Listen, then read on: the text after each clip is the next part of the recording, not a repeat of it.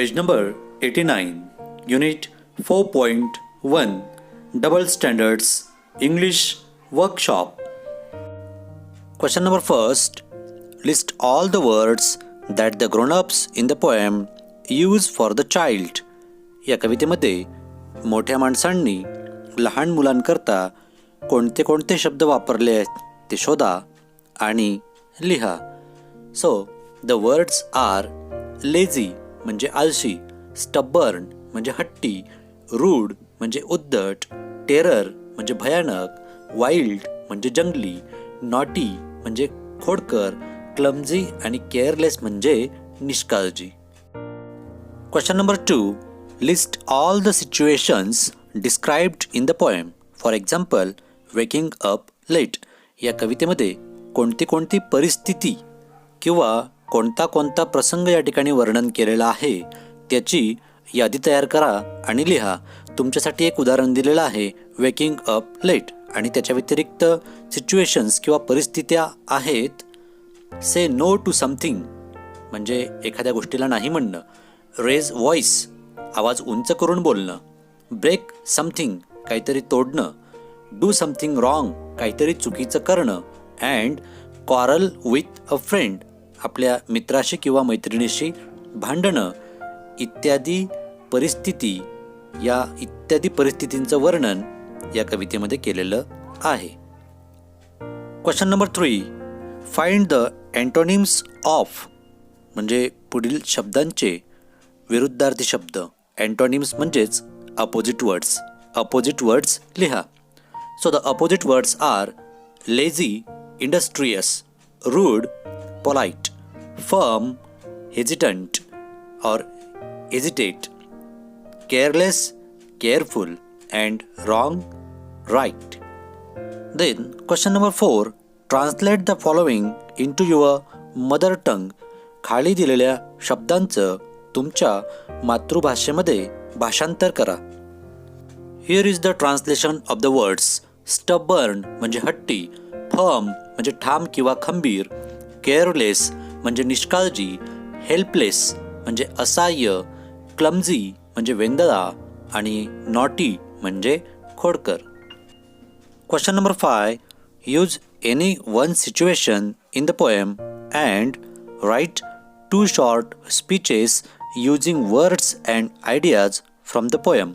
प्रस्तुत कवितेमध्ये वर्णन केलेल्या परिस्थितींपैकी किंवा प्रसंगांपैकी एखादा प्रसंग किंवा परिस्थिती निवडून त्याच्यावर 2 अगदी छोटेसे स्पीच तयार करायचे आहेत, म्हणजे डायलॉग लिहायचे आपल्याला त्याच्यावर, आणि ते करण्यासाठी कवितेतल्याच आयडिया आपल्याला वापरायच्या आहेत. आता बघा, त्याच्यामध्ये ए आणि बी असे 2 भाग दिलेले आहेत. Let's see what is there in the A part. एमध्ये काय म्हटलं आहे, a speech in which the grown up scolds the child. आता परिस्थिती एकच घेतलेली आहे किंवा अनेकही घेतल्यात चालतील, पण इथं एक्झाम्पलमध्ये एकच घेतलेली आहे परिस्थिती. आणि त्या परिस्थितीमध्ये एमध्ये मोठी माणसं लहान मुलांना रागवत आहेत असं दाखवलेलं आहे. And in B, a speech in which the grown up explains why his or her own actions are right. आणि त्याच परिस्थितीला अनुसरून बीमध्ये अशा प्रकारचं स्पीच तयार करायचं आहे की ज्यामध्ये मोठी माणसं हे विस्तृतपणे सांगता आहेत की त्यांचं वागणं कसं काय बरोबर आहे ते. For example, situation raising one's voice. आता या ठिकाणी मोठा आवाज करून बोलणं ही परिस्थिती निवडलेली आहे आणि त्या परिस्थितीवर तुम्हाला एक उदाहरण करून दाखवलेलं आहे आणि त्या उदाहरणामध्ये ए आणि बी दोघंही पद्धतीचं स्पीच तयार करून दाखवलेलं आहे. Let's see the example first. पहिल्यांदा आपण ते एक्झाम्पल पाहूयात आणि नंतर त्याच्यावर एक एक्झाम्पल आपण बनवूयात. Now in the example the situation is raising one's voice म्हणजे एखादा जेव्हा आवाज चढवून बोलतो तेव्हा ए ग्रोनअप. ग्रोनअप त्याला कसे रागवतात. A grown up, don't shout, it's rude to shout, की ओरडू नको, ओरडणे उद्धटपणाचं आहे. How dare you raise your voice, तू तुझा आवाज वाढवण्याची हिंमतच कशी केली. इट्स शॉकिंग, अतिशय धक्कादायक आहे हे. हे पहिल्या याच्यामध्ये म्हणजे ग्रोनअप्स कोणत्या पद्धतीने स्कोल्ड करता आहेत. How grown up Scholz the child हे एमध्ये, आणि त्याच सिच्युएशनवर आधारित बी की ज्यामध्ये ग्रोनअप एक्सप्लेन करतायत की त्यांचं वागणं कशा पद्धतीने बरोबर आहे, म्हणजे ते ओरडतात ते योग्य कसं आणि मुलं ओरडतात ते अयोग्य कसं. या ठिकाणी बी बघूयात आता. Grown ups, I have told you again and again, मी तुला पुन्हा पुन्हा सांगितलंय. You don't listen to me, तू माझं सांगितलेलं अजिबात ऐकत नाहीस.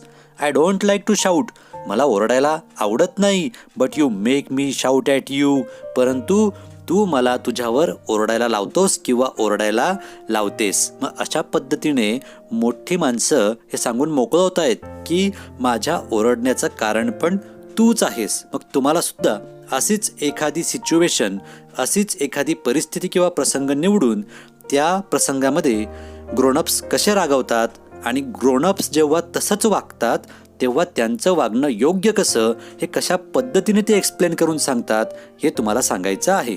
So we can take an example as follow. आपण पुढील प्रमाणे एक उदाहरण तयार करू शकतो. बघा, मी तुम्हाला करून दाखवलं आहे.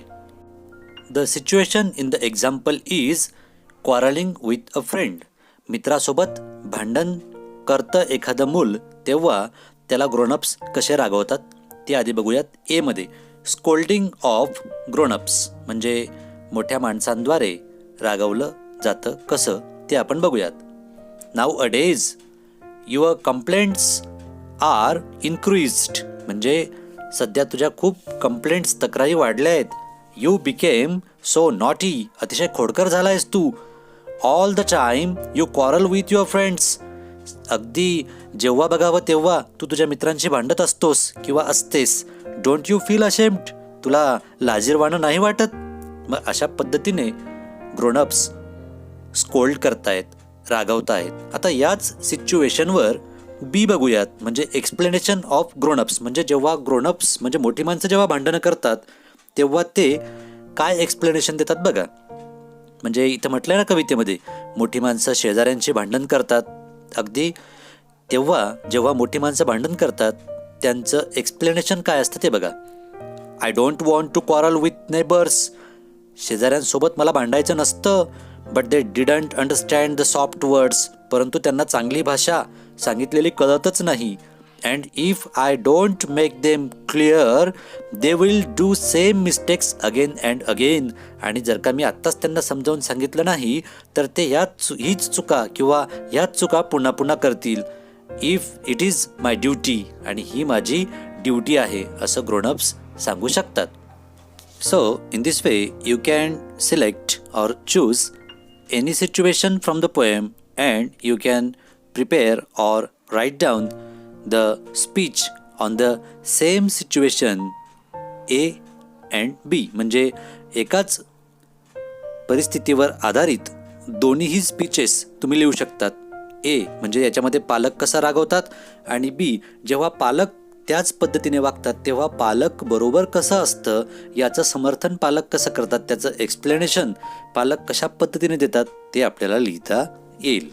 Then the last question in the activity, that is question number 6. Form 2 groups and discuss the following statements. 2 गट तयार करा आणि खालील ज्या स्टेटमेंट्स, खालील जे काही कथन केलेलं आहे त्याच्यावर चर्चा करा.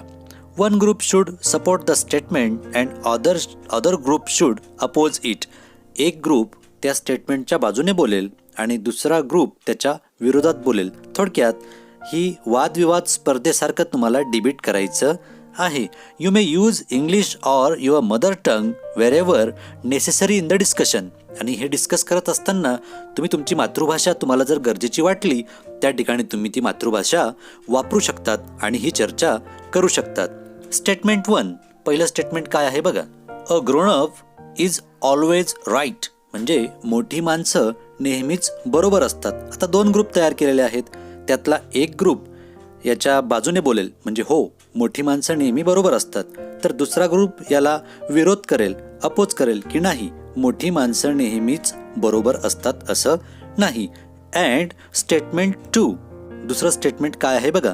अ child is always right. A child is always right म्हणजे लहान मुलं नेहमीच बरोबर असतात किंवा बरोबर वागतात. मग आता एका ग्रुपने याला सपोर्ट करायचा आहे की हो, लहान मुलं नेहमी बरोबर वागतात, हे बरोबर आहे. आणि दुसऱ्या ग्रुपने त्याला अपोज करायचं आहे की नाही, लहान मुलं नेहमीच बरोबर वागतात किंवा योग्य वागतात असं नाही. In this way, this is a practical activity which should be conveyed, which should be taken in classroom. की ही जी काही कृती आहे ही वर्गामध्ये पूर्ण केली जाऊ शकते किंवा वर्गामध्ये प्रत्यक्षरित्या घेतली जाऊ शकते, किंवा तुम्ही जर जास्त मुलं असाल तर एकत्र येऊन तुम्ही ही ॲक्टिव्हिटी घरी पण करू शकतात. So I hope you have understood the activity. So we will meet in the next video. Till then, good bye.